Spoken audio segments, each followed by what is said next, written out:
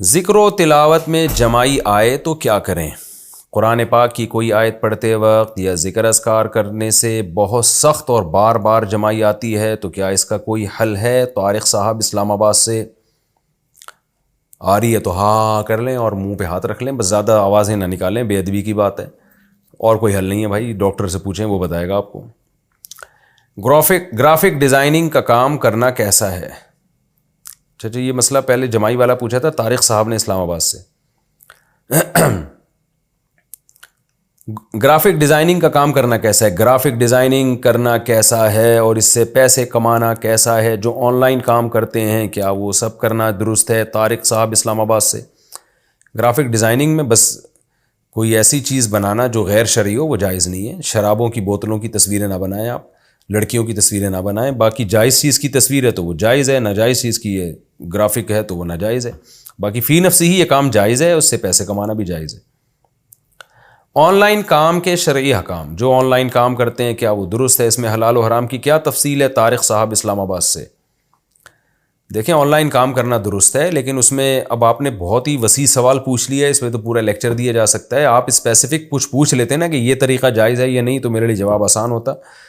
بہرحال on line trading میں ایک دو تین چیزوں کا خیال کرنا ضروری ہے. بعض لوگ کیا کرتے ہیں، کسی کی کوئی چیز بکوا رہے ہوتے ہیں آن لائن، تو اس میں یہ شو کرتے ہیں ہماری چیز ہے اور ہم سے خرید لو. وہ بندہ خرید لیتا ہے حالانکہ وہ آپ نے ابھی خریدی نہیں ہوتی، آپ کی ملکیت میں ہی نہیں ہوتی. تو یہ عمل ناجائز ہے.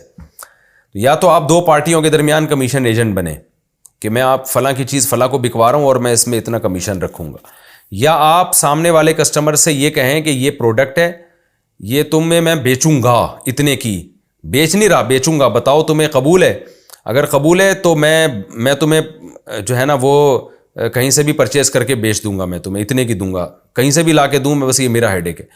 پھر وہ اوکے کر دے تو آپ وہ چیز مارکیٹ سے اٹھائیں اور اپنے قبضے میں لیں. قبضے کا مطلب یا تو خود اپنے قبضے میں لیں یا اپنا کوئی نمائندہ بھیجیں، وہ اپنے قبضے میں لائے گا. تو اس کا آپ کا جب قبضہ ہو جائے گا پھر آپ اس کو بولیں ہاں بھائی خریدنی ہے تو یہ لو جی میں آپ کے گھر میں پہنچا رہا ہوں. یہ اس طرح سے تو جائز ہے. یہ دو طریقے ہیں آن لائن خرید و فروخت کے، ان میں سے کسی کو اختیار کر سکتے ہیں. باقی اسپیسیفک کوئی خاص چیز پوچھنی ہے تو اس کے بارے میں پوچھیں تو میں بتاؤں گا. کرپٹو کرنسی سے نفع کمانا، کرپٹو کرنسی لے کر رکھنا اور بعد میں اس پر نفع حاصل کرنا کیسا ہے؟ محمد سرور ثوابی سے. دیکھیں کرپٹو کرنسی بعض چیزیں ایسی ہوتی ہیں علماء اس میں ماہرین سے پوچھ کے ہی رائے دیتے ہیں. کرپٹو کرنسی تو ایک ڈیجیٹل کرنسی ہے نا، یہ نئی چیز ہے، تو ماہرین جو تفصیل بتائیں گے علماء اسی کے مطابق فتویٰ دیں گے. میرے پاس جتنے ماہرین تھے، ڈاکٹر ذیشان صاحب جن کا میں نے انٹرویو انہوں نے میرا لیا تھا یا پتہ نہیں میں نے ان کا انٹرویو لیا تھا یا دونوں نے ایک دوسرے کا انٹرویو لیا تھا، واللہ عالم. ان کی رائے یہ تھی کہ انہوں نے جو ہمیں ڈیٹیل بتائی تھی اس کے حساب سے جائز لگ رہا تھا ہمیں، تو ہم نے فتویٰ دیا جائز ہے. لیکن ایک اور بڑے عالم ہیں، عالم سے میری مراد کرپٹو کرنسی کے ماہر، جو میرے پاس ان کا نمبر بھی ہے، میں نام بھی لے لیتا ہوں، تھوڑا سا آپ لوگ ویٹ کریں.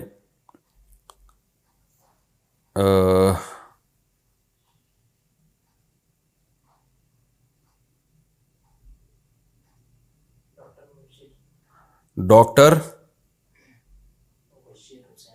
مبشر، ڈاکٹر مبشر صاحب ہوتے ہیں، یہ ہیں یورپ میں، شاید اٹلی میں تھے، جرمنی میں، مجھے ابھی یاد نہیں، میری ان سے بہت ڈیٹیل سے بات ہوئی تھی.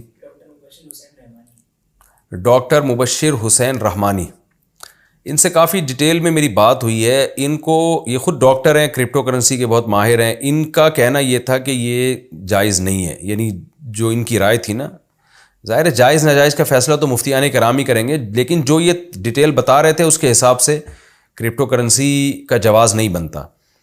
تو اب چونکہ ماہرین ہی کی رائے میں اختلاف ہے تو اس لیے میں نے اپنے پرانے فتوے سے رجوع کیا. ان سے جب میری بات چیت ہوئی، ان کے پوری ڈیٹیل ہے، فیس بک پہ بھی آپ کو مل جائے گی، اور ہو سکا تو ہم اس کا لنک بھی شیئر کر دیں گے.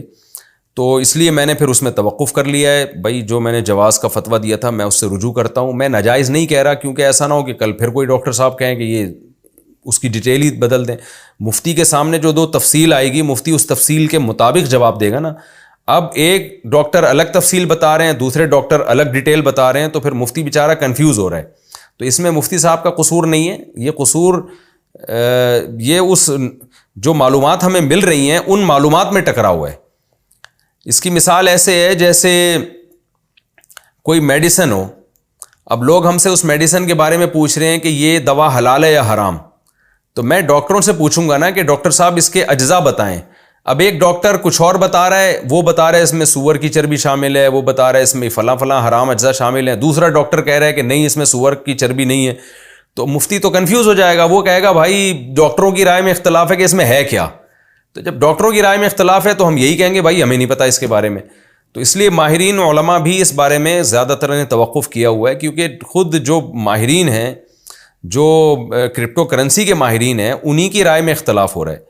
تو اس لیے جب سے ڈاکٹر مبشر رحمانی صاحب سے میرا رابطہ ہوا ہے، وہ اس فیلڈ کے ماہر ہیں، تو اس لیے میں نے توقف کر لیا بھائی جب تک کوئی چیز نکھر کے سامنے نہیں آئے گی 100% کرپٹو کرنسی کے بارے میں، اس وقت تک ہم توقف کریں گے. جامعۃ الرشید میں بھی جو جامعۃ الرشید کا آفیشیل فتویٰ ہے، دارالعلوم کرنگی کا جو آفیشیل فتویٰ ہے وہ بھی یہی ہے.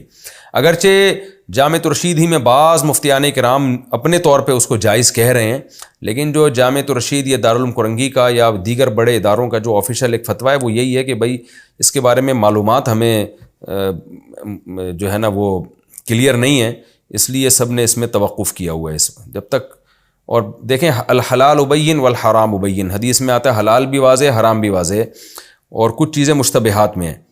تو بہتر یہی ہے کہ جب تک 100% اس کے جائز ہونے کا یقین نہیں ہوتا، مشتبہات میں تو ہے، بہرحال مشتبہات سے بچنا ہی بہرحال بہتر ہے.